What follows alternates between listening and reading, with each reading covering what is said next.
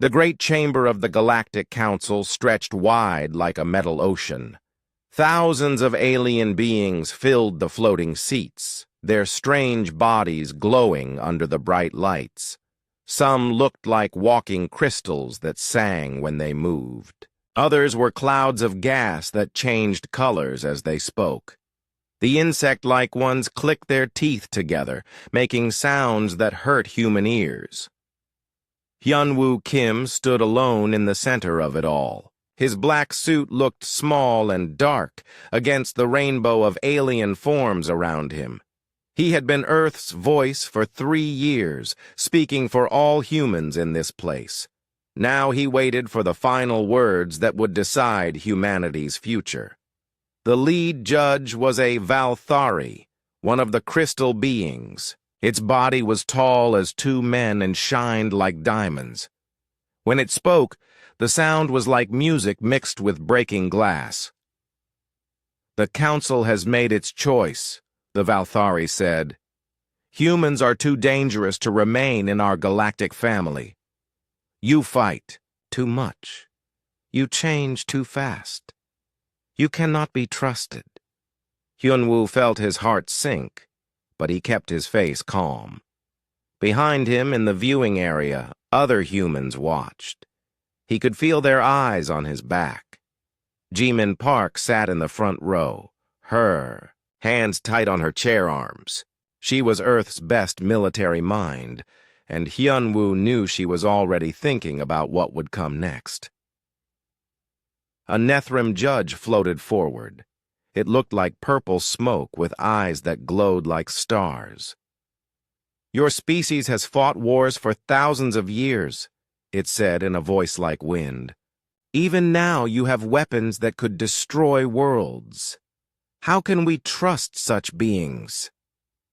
"Every species has fought wars," Hyunwoo said, speaking clearly so all could hear. "We learned from our mistakes. We built peace on Earth. We offered that same peace to you." The insect judge, a calyx with 6 arms and teeth like knives, made angry clicking sounds. "Peace? Your soldiers killed 12 of our warriors on Kepler Station. You called it self-defense." "Because it was," Hyunwoo replied. "Your people attacked our trade ship first. We have the records." "Lies," the calyx hissed. "Human lies as always." In the viewing area, Tae-Ho Lee shook his head.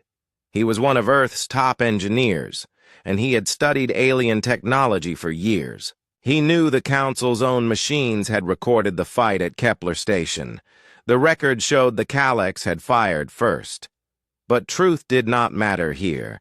The Council had already decided. So Young Choi sat next to Tai-Ho, her face white with anger. She ran the human colonies on 5 different worlds. She knew what this judgment meant for the millions of humans living far from Earth. Without Council protection, without trade rights, those colonies would slowly die. The Valthari judge raised one crystal arm. "The Council votes now. All who agree. Humans should be removed from galactic society. Speak now." The chamber filled with sound.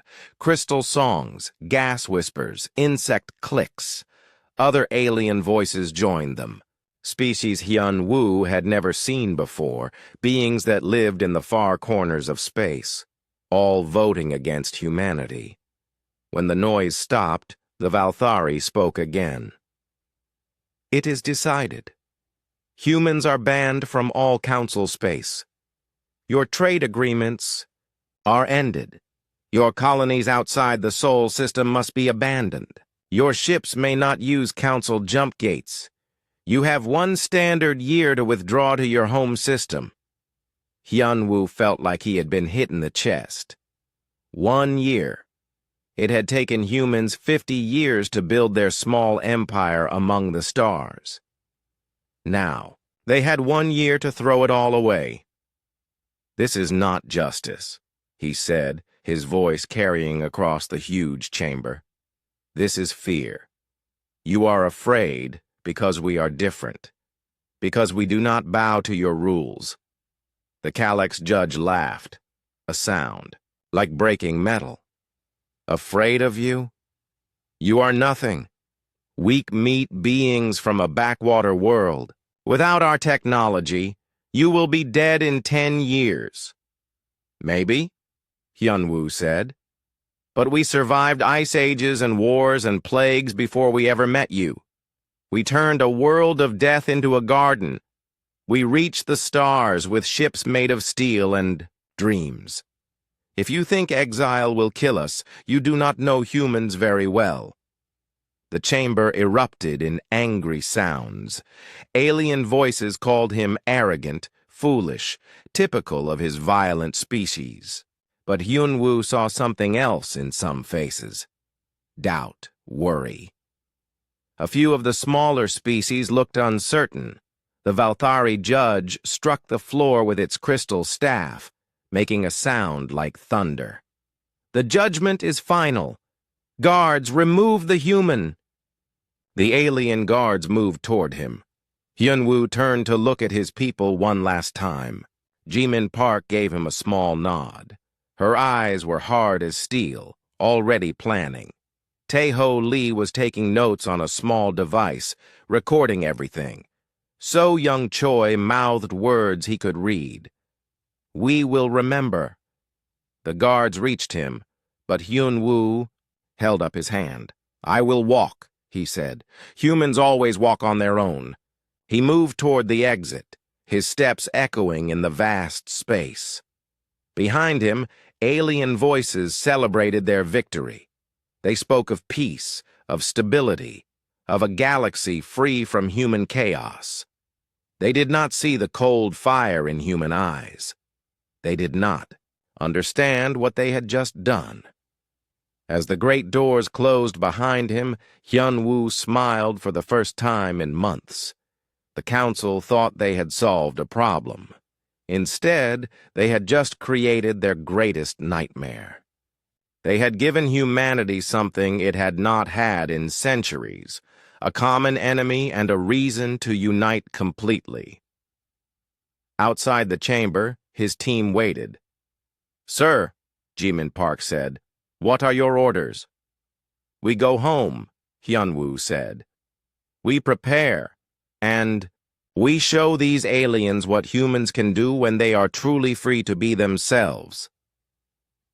The exile had begun, but as they walked toward their ship, none of the humans looked defeated. They looked like predators who had just been released into a larger hunting ground. The council had made their choice. Now they would live with the results.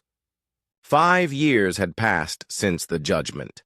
The council believed humans were gone, scattered, or dead. They were wrong. Deep in the void reaches, where no sane species would go, Jimin Park stood on the command deck of Station Alpha. Through the thick windows, she could see the construction yards floating in space. Hundreds of human workers in spacesuits moved like busy ants, building ships that had never existed before. The station was built inside a dead asteroid, hidden from council sensors. No alien would think to look here. The space was cold, dark, and full of radiation, perfect for humans who had learned to make homes in impossible places. Commander, called Tae-ho Lee as he walked into the command center. His engineering uniform was dirty from crawling through ship engines all day. The new drive systems are ready for testing. Want to see something amazing?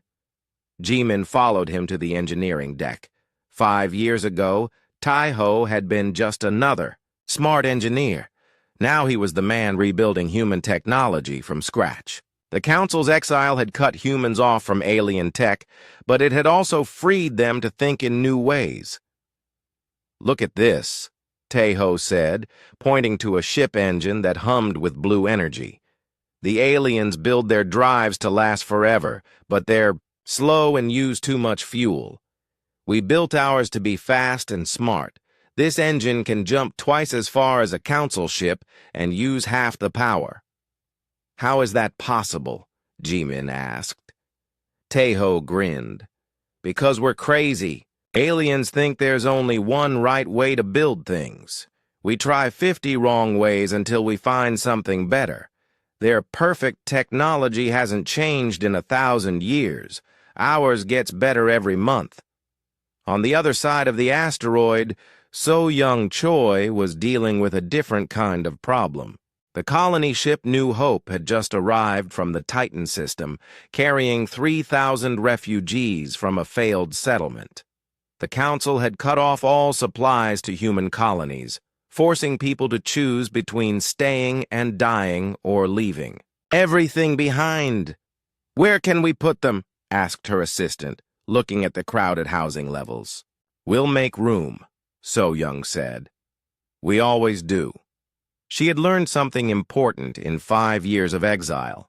Humans didn't need perfect worlds to live on. They needed each other. The asteroid colonies were cramped, cold, and dangerous, but they were also free. No alien rules, no council taxes, no judges telling them what they could or could not do. Children who had been born in exile played in the corridors, their laughter echoing off metal walls. They didn't know they were supposed to be suffering. To them, this was just life. A hard life, but their own life. In the communications center, a message was coming in from the outer rim. Min Ho-yoon's voice crackled through the static. He was somewhere in the neutral zone, trading with species who had grown tired of council control. "Park Base, this is Merchant 7, Min Ho's voice said. "Package delivered to the Torvan Resistance. They're very interested in our farming equipment." So Young smiled. Farming equipment was code for weapons. The Torvan had been slaves to the insect-like calyx for 200 years. Now they were learning that freedom could be fought for and won. "Any council patrols?" she asked into the radio. 3 light cruisers near the border," Min Ho replied. "But they're lazy. Haven't changed their patrol routes in months. I could fly through them blindfolded." Min Ho had once been a legal trader, moving goods between human colonies and alien markets. When the exile began, he became something else. A smuggler, a spy, and a teacher. He carried more than just supplies to rebel groups. He carried ideas, stories of democracy, tales of species working together as equals instead of masters and slaves. Across the galaxy, those stories were spreading. The Council had ruled for 3,000 years by keeping their member species separate and weak. They had not expected humans to talk to everyone, to offer friendship to the forgotten and the oppressed. Back in the engineering section, Tai-Ho was showing Jimin the new weapons systems. "The Council ships have strong shields but weak armor," he explained. "They've never fought anyone who could break through their barriers. Our missiles can punch through Valthari crystal hulls like paper." "What about the Calyx heavy cruisers?" Jimin asked. "Fast ships, good weapons, but they're designed to fight other Calyx," Tai-Ho said. "They expect their enemies to charge straight at them. Our ships can dance around them, hit and run, make them chase shadows." Jimin nodded. The Council had made one huge mistake. They thought all species fought the same way. Humans had studied every military tradition on Earth. Ancient cavalry charges, submarine warfare, air combat, space battles. They combined the best ideas from thousands of years of conflict. In the medical bay, Dr. Yoon-ji Song was studying captured alien technology, not weapons or engines, but biology. She had spent 5 years learning how different species worked, how they thought, what made them strong and weak. "Interesting," she said to her assistant.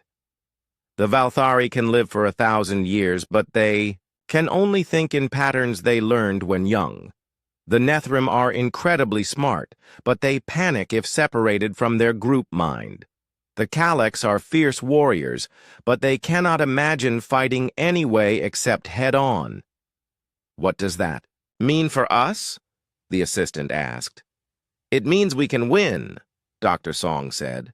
Not because we're stronger or smarter, but because we can change. They've spent so long being perfect that they've forgotten how to adapt. In her office, So Young was reading reports from human settlements across the galaxy. The official council story was that the exile had worked perfectly. Humans were gone, their colonies empty, their ships destroyed. The reality was very different. Humans had not gone home to Earth and quietly died. They had scattered like seeds in the wind, taking root in places the Council had never bothered to explore. Rogue planets with no star. Asteroid fields too dangerous for normal ships. The empty spaces between galaxy arms where nothing was supposed to live. In each of these impossible places, humans were not just surviving. They were growing stronger.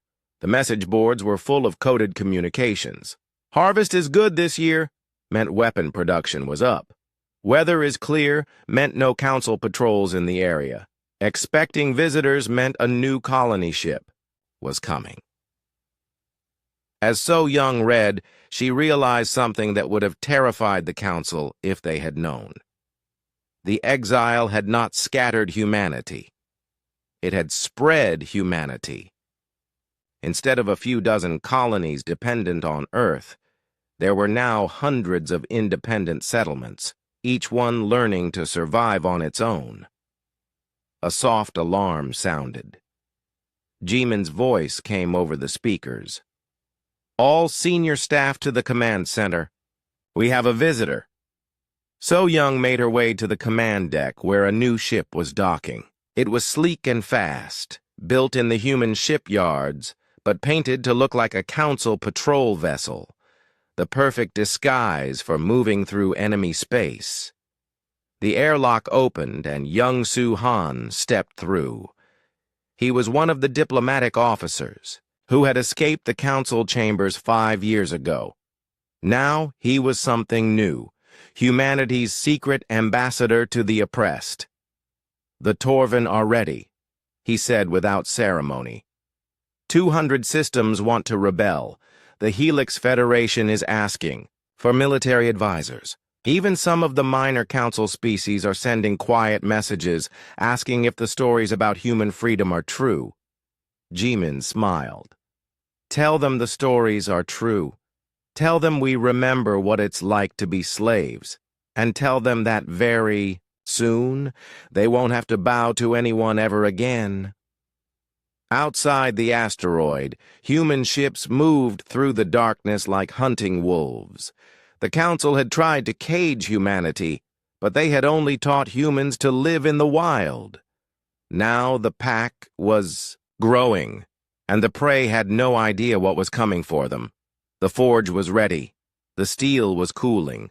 Soon it would be time to test the blade. Admiral Shung Jin Nam stood on the bridge of the Indomitable, watching the stars bend and twist as his fleet dropped out of hyperspace.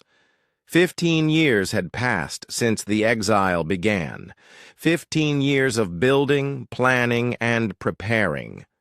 Now it was time to show the galaxy what humans had become. The fleet spread out in perfect formation behind him. 50 ships that looked nothing like the crude vessels humans had used before the exile.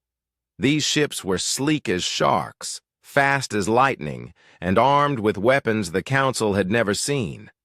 Each one was crewed by men and women who had been born in exile, raised in the darkness between stars, trained to fight by veterans who remembered Earth's wars. "Admiral," called his communications officer, "we're receiving signals from the Torven system. They're asking for immediate assistance." Seung Jin Nam nodded. This was the moment everything had been building toward. The Torven were an old species, peaceful farmers who had been enslaved by the Galacts 200 years ago. For all that time, they had worked in Galact's factories, grown food for Kalek soldiers, and died quietly when they became too old to be useful. 3 months ago, everything changed. Human agents had made contact with Torvan resistance groups. They brought weapons, training, and, most importantly, hope. The Torvan had risen up across 12 worlds, driving out their Kalek's masters and declaring independence. Now the Kaleks were coming back with a war fleet to crush the rebellion. The Torvan had called for help, and humans had answered. "Take us in," Sungjin Nam ordered. "Full speed." Dr. Yunji Song was in the fleet's intelligence ship, studying the enemy. She had spent 15 years learning everything about Council. Species, their strengths and weaknesses, their fears and blind spots. Now she watched the Kalek's battle fleet through her sensors and smiled. "They're flying in the old formation," she told her team. "Straight lines, heavy ships in front, light ships behind. It's the same pattern they've used for 1,000 years. "Will it work against us?" asked her assistant. "No," Dr. Song said. "They're expecting the Torvan to fight like Kaleks. Honor duels, ship against ship, the strongest warrior wins. They have no idea what's about to hit them." In the diplomatic section of another ship, young Su Han was talking to Torvan leaders through secure channels. The alien faces on his screen looked like tall, thin humans with golden skin and large eyes. They were beautiful people, gentle and kind, perfect victims for a species like the Kaleks. "Admiral Nam's fleet is moving into position," Young Su told them.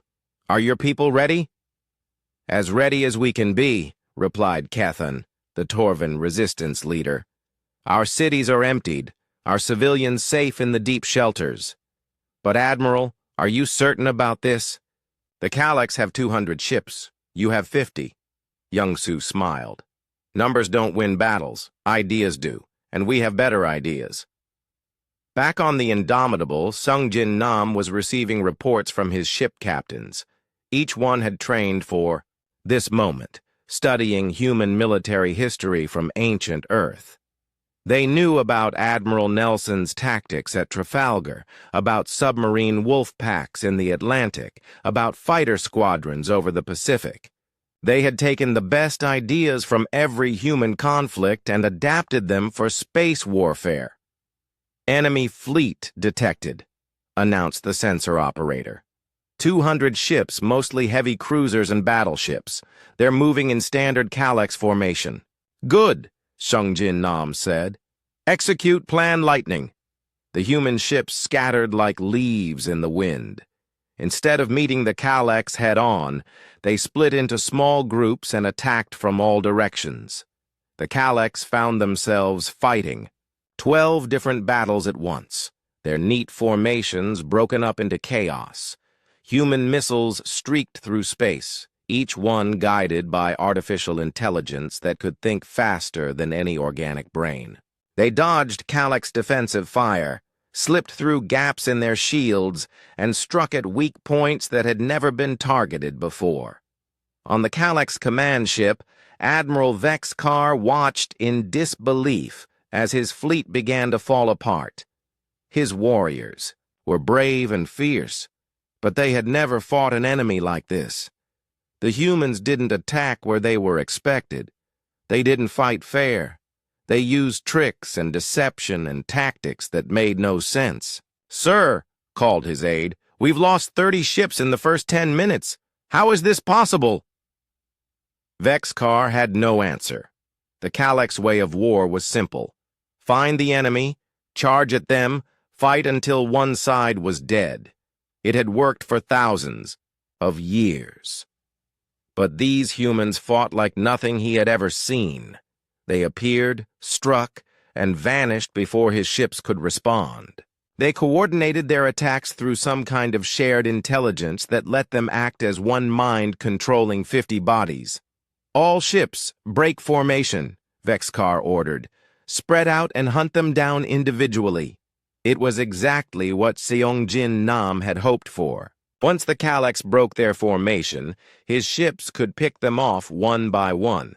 Human vessels were smaller and faster, able to run circles around the heavy Calyx cruisers. What had started as a battle became a hunt. Dr. Song watched the fight from her analysis station and took notes on everything.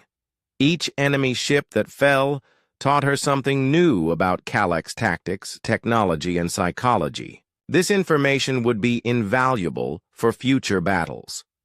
"Interesting," she said to her team. When isolated from their fleet, Calyx ships become cautious, almost defensive. They're used to fighting as a group mind, like their insect ancestors. Alone, they're much less dangerous.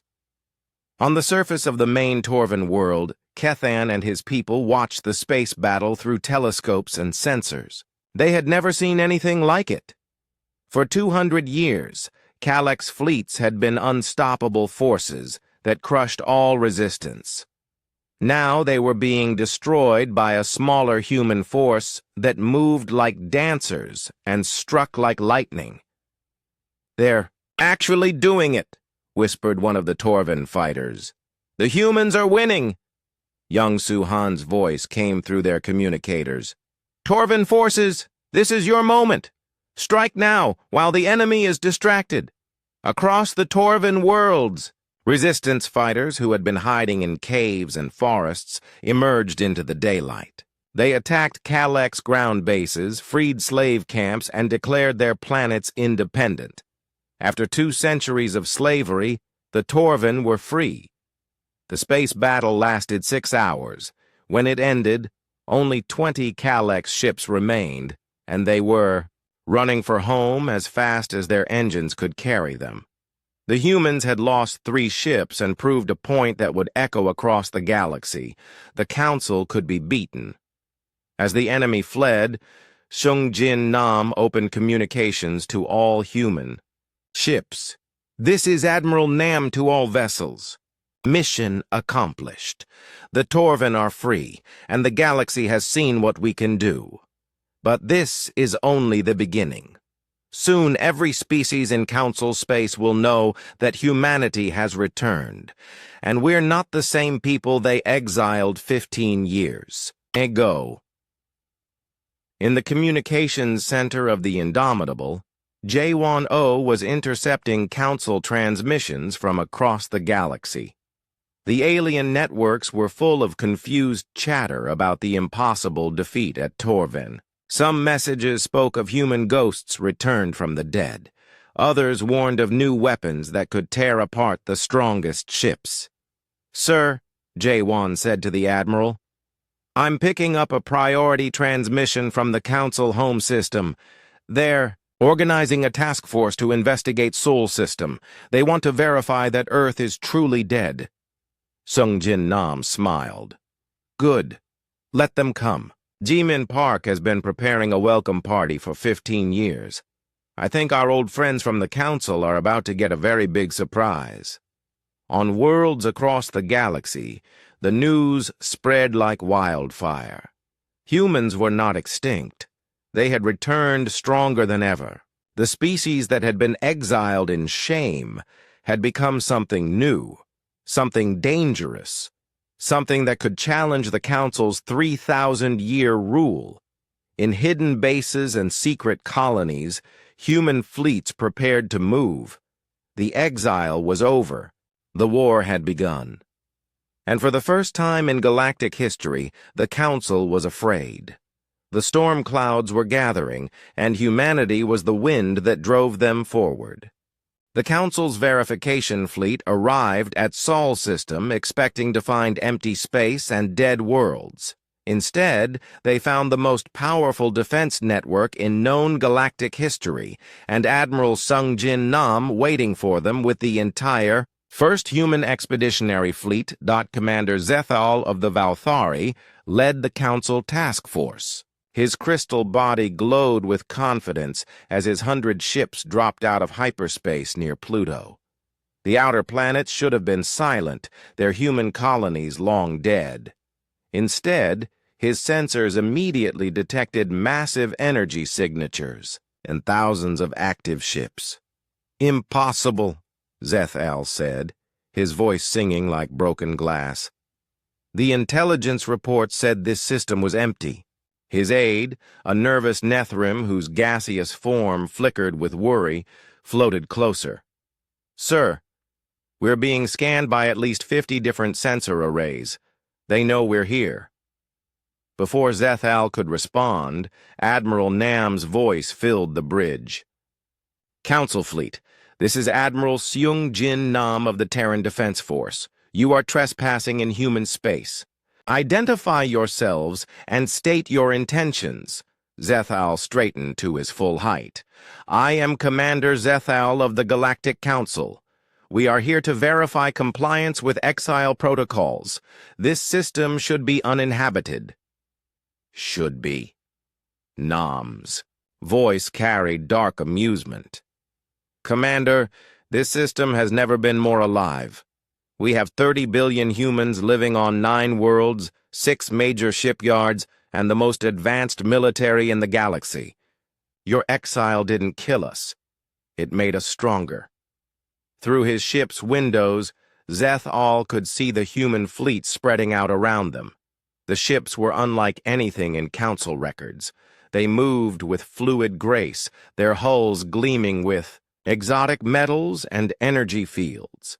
Each vessel carried weapons that made his crystal shell vibrate with recognition of danger. On Earth, Jimin Park stood in the command center of Terran Defense Command, watching the Council ships through her tactical displays. She was no longer the military strategist who had watched humanity's exile 20 years ago. Now she was Emperor of the Terran Star Empire, ruler of a civilization that spanned hundreds of worlds. "Your move, old friends," she said quietly to the alien fleet. "Let's see if you've learned anything in 20 years.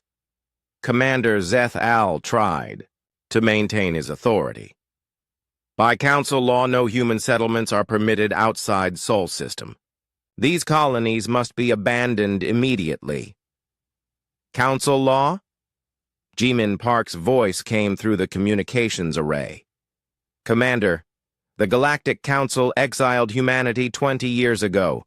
You told us we had no place in civilized space. We listened. We left your precious council and built something better." The Emperor's image appeared on screens throughout the Council fleet. Where once stood a young military officer, now sat a woman whose eyes held the wisdom of ruling an interstellar empire. Behind her, representatives from dozens of species worked. "At control stations, allow me to introduce you to the Terran Commonwealth," Jimin continued. "A free alliance of species who chose cooperation over conquest, democracy over dictatorship. The Torvin are our newest members, liberated from Kalek slavery just last month. I believe you received the reports." Zeth-Al's crystal form darkened with anger. The Torvin liberation had sent shockwaves through Council space. Dozens of slave species were now openly rebelling, inspired by human success. 3 Council member species had declared independence in the past week alone. "You have violated the exile," Zeth-Al declared.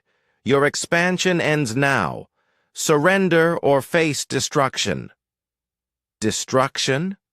Admiral Nam's laughter echoed across the communication channels. "Commander, you brought 100 ships to fight the entire human military. We have been preparing for this moment for 20 years. Would you like to see what we built while you thought we were dead?" The space around Sol Systems suddenly came alive. Defense platforms that had been invisible revealed themselves, their weapons powered up and targeting systems locked onto the Council fleet. Thousands of automated drones emerged from hidden bases in the asteroid belt. The human fleet that had seemed large before doubled, then tripled in size as ships arrived through jump gates from across human space. Zeth-Al realized he was not looking at a defense force. This was an invasion fleet that had been waiting for the perfect moment to reveal itself. "Impossible," he whispered. "Our intelligence said you had maybe 50 ships total." "Your intelligence was wrong," Jimin Park said. "We wanted you to underestimate us. We wanted you to come here confident and unprepared. Thank you for playing your part so perfectly." On Mars, Hiram Kang coordinated the Commonwealth's response to the Council's arrival. As Secretary of Colonial Development, she oversaw the civilian side of humanity's expansion. Her department had been secretly supporting rebel movements across Council space for years, providing supplies, training, and most importantly, proof that the Council could be defeated. "Ma'am," her aide reported, "we're receiving signals from 47 different rebel groups. They're asking if this is the signal to begin the general uprising." "Tell them to wait," Hiram said. "Let's see how the Council responds to our little demonstration first." In the asteroid belt, Admiral Dongjun Lim commanded the 2nd Expeditionary Fleet from his flagship Retribution. His ships were positioned around 3 captured Council shipyards that had been taken in lightning raids over the past month. The yards were now producing human-designed vessels at incredible speed. "All ships report ready, sir," his tactical officer announced. "The Council fleet is completely surrounded." Dongjun smiled. "Good. Now we wait to see if they're smart enough to surrender." Back on the Council command ship, Commander Zethal was receiving reports from his captains that made his crystal heart grow cold. They were outnumbered 10-1. Human ships had appeared from everywhere, using technology that his sensors couldn't fully understand, energy signatures that should be impossible, weapon systems that seemed to violate the basic laws of physics. "Sir," his aide whispered, "perhaps we should request reinforcements." "From where?" Zethal asked bitterly. "Half the Council fleet is fighting rebellions in their own territory. The other half is trying to hold the core worlds together. We are alone. Here." Soo-Jin Kim, Director of Commonwealth Intelligence, was monitoring Council communications from her base on Luna. For 20 years, her agents had been infiltrating alien societies, learning their secrets, and preparing for this moment. She knew exactly how weak the Council had become. "Fascinating," she told her staff. "The Council is receiving reports of uprisings on 200 worlds. Their military is spread so thin they can barely patrol their own core systems. This verification fleet represents nearly a quarter of their remaining mobile forces." "Emperor," Jimin Park's voice filled space once more. "Commander Zethal, I'm going to give you a choice. You can fight us and watch your entire fleet die in the next 10 minutes. Or you can listen to what I have to offer." "Speak," Zethal said, his voice barely above a whisper. "The Galactic Council is finished," Jimin said. "You know it. I know it. Your member species are rebelling faster than you can count them. Your economy is collapsing. Your military is scattered across 1,000 different crisis points. You're trying to hold together an empire with willpower and tradition, but empires built on oppression always fall." She paused, letting her words sink in. "But the Commonwealth offers something different. Join us voluntarily, and your species keeps its independence, its culture, its home worlds. You get representation in our Senate based on population, not military strength. You get free trade, shared technology, and protection from those who would conquer you. All we ask in return is that you recognize the basic rights of all intelligent beings." Commander Zethal was quiet for a long moment. Around him, his officers waited for orders that might determine the fate of their entire species. "And if we refuse?" he finally asked. "Then you go home and tell your council that humanity has returned," Admiral Nam answered. Tell them we remember every insult, every injustice, every moment of humiliation from 20 years ago. Tell them we're no longer asking for a place at their table. We're building our own table, and we're inviting everyone who believes in freedom to sit with us." The council commander looked at his tactical displays one more time. 100 ships against thousands. An aging fleet against technology decades ahead of anything the council possessed. A dying empire against a young civilization that grew stronger. "Every day, we will carry your message," Zethal said finally. "I thought you might," Jimin Park replied. "Safe travels, Commander. When you're ready to join the free peoples of the galaxy, we'll be waiting." The council fleet turned and jumped away, leaving Sol System as quietly as they had arrived. Behind them, the human ships maintained their positions, patient as predators who knew the hunt was already over. On Earth, Emperor Jimin Park stood at her office window, looking up at the stars. 20 years ago, she had been a junior officer watching humanity's humiliation in the council chambers. Tonight, she was the leader of a growing commonwealth that offered hope to every oppressed species in the galaxy. The exile was truly over. The real war was about to begin. 25 years after their exile from the Galactic Council, humans stood at the gates of the Old Order's final stronghold. Emperor Jimin Park stood on the bridge of the Indomitable, looking down at the crystal spires of Valthari Prime, the Council's ancient capital world. The siege had lasted only 3 days. Not because the defenses were weak, but because there was no one left to fight. The Kalex Empire had shattered 2 years ago when their slave species revolted.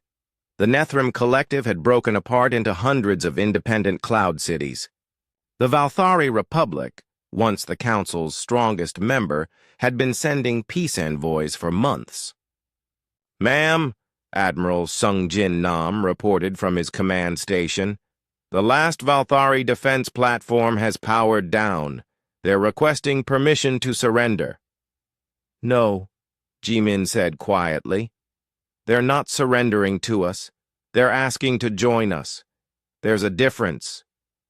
Through the great windows of the Valthari Senate building, the last members of the old Galactic Council watched human ships fill their sky. Ships carrying the flags of 100 different species, all united under the Commonwealth banner. Torven. Vessels flew beside human cruisers. Former Kalex slave species had sent their own fleets to witness this moment. Even some Valthari had chosen to serve on Commonwealth ships rather than defend the dying council. Chancellor Rixon, the last speaker of the Valthari Republic, waited in the great chamber where humanity had been judged so long ago. His crystal form had dulled with age and defeat, but his voice still rang clear when the Commonwealth delegation entered. Hyunwoo Kim walked through the same doors he had been dragged through 25 years ago. But he was no longer Earth's humiliated ambassador. Now he was the Commonwealth's Minister of Galactic Affairs, architect of the new order that would replace the Council's rigid hierarchy.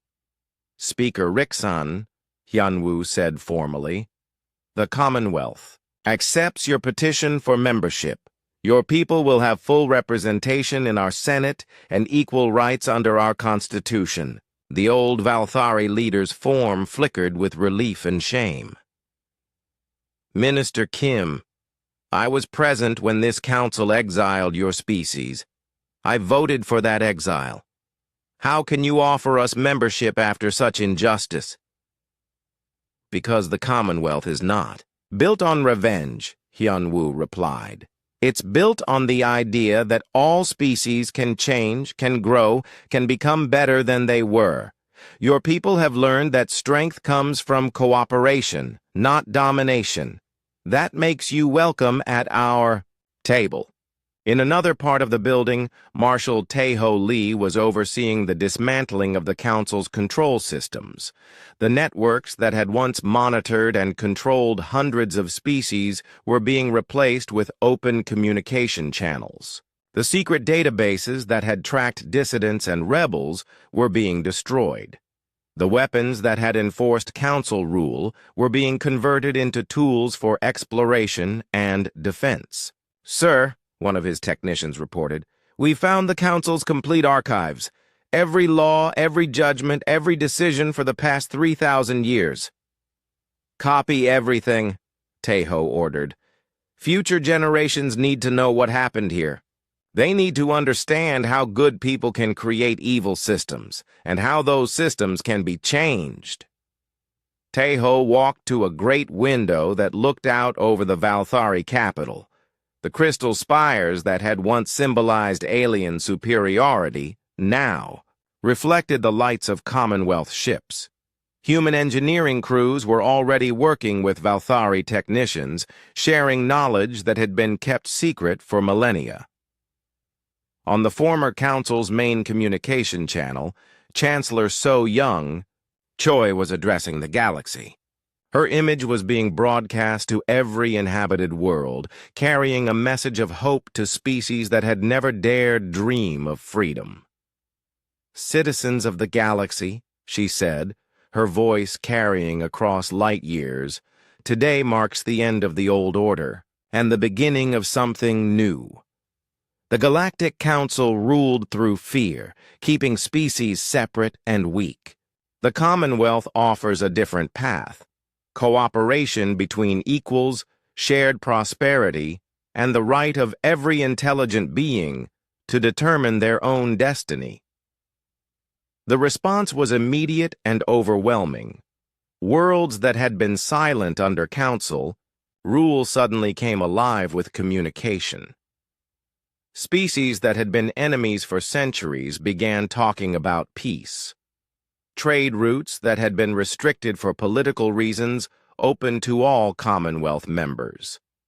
Dr. Yoon-ji Song, now the Commonwealth's Director of Xenological Studies, was analyzing the flood of information from newly contacted species. The galaxy was far more diverse than the Council had ever admitted. They had kept hundreds of species isolated, claiming they were not ready for galactic civilization.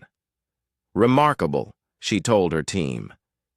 "There are at least 50 species with technology equal to or better than Council standards. The old regime suppressed them to maintain their monopoly on power." In the Commonwealth's new capital on New Geneva, a space station built at the border between former human and Council space, the First Galactic Senate was preparing to meet. Representatives from over 200 species were gathering to write a new constitution for the galaxy. The Torvins sent their wisest farmers. The liberated Kalex slave species sent their strongest warriors. Former Council species sent their most progressive leaders, and humans provided the framework that had learned from Earth's long history of democracy, that power belongs to the people, not to those who claim to rule them. Soo-jin Kim, the Commonwealth's intelligence director, was receiving reports from agents across the galaxy. The transition was not completely peaceful. Some die-hard Council loyalists had formed resistance cells. A few species had declared themselves independent empires and were trying to conquer their neighbors. "Ma'am," her aide reported, "the hegemony of Kree is massing fleets near the rim worlds. They claim the Commonwealth has no authority over them." "They're right," Soo-jin said calmly. "We don't rule anyone, but if they attack Commonwealth members, they'll discover that we defend everyone. Send Admiral Nam's task force to the area. Sometimes you have to show strength to preserve peace." Back on the bridge of the Indomitable, Admiral Sungjin Nam was preparing for a different kind of mission. The galaxy had been mapped, its species contacted, its conflicts largely resolved. Now it was time for the next great adventure: exploring. Beyond the galactic rim, reaching out to other galaxies, spreading the Commonwealth's ideals across the entire universe.